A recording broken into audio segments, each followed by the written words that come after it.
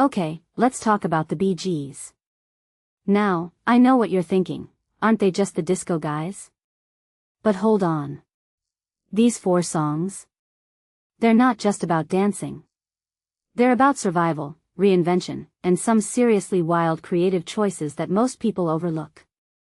Let me explain why these tracks matter way more than you think.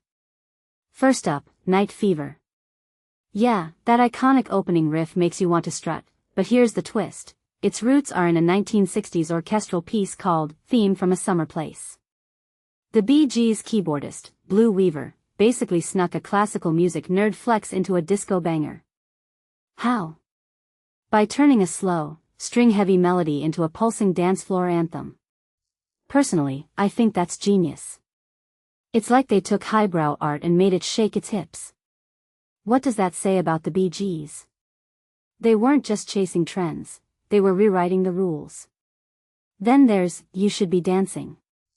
The title's a command, right?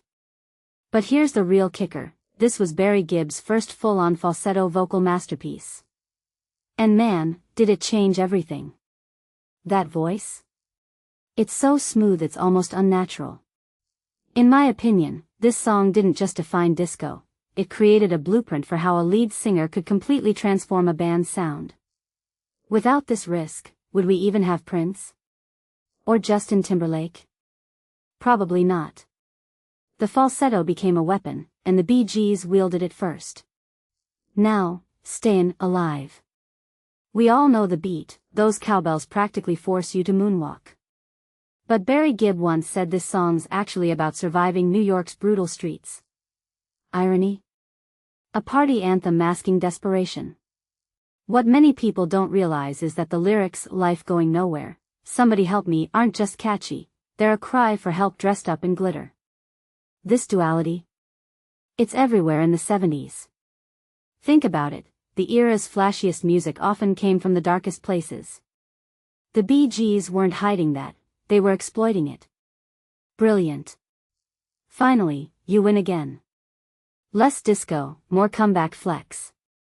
This 1987 hit was their first #1 in 8 years, and it started with a title from a notebook. Maurice Gibb called their songwriting process like one person in the room. That's the key to their longevity. They weren't 3 brothers, they were a single creative organism. A detail I find fascinating is how this song's success proved they weren't stuck in the 70s. They could evolve without losing their identity. In a decade full of synthpop clones, the Bee Gees stayed weirdly, uniquely themselves. So here's the bigger picture, the Bee Gees weren't just disco's poster boys. They were musical chameleons who turned limitations into strengths. From classical samples to falsetto risks, from existential lyrics to comeback stories, they did it all. And yet, most people still just associate them with Saturday Night Fever. That's the tragedy, right? Their innovation gets overshadowed by their own hits. Which makes me wonder, who else in music history is hiding in plain sight, waiting for us to dig deeper?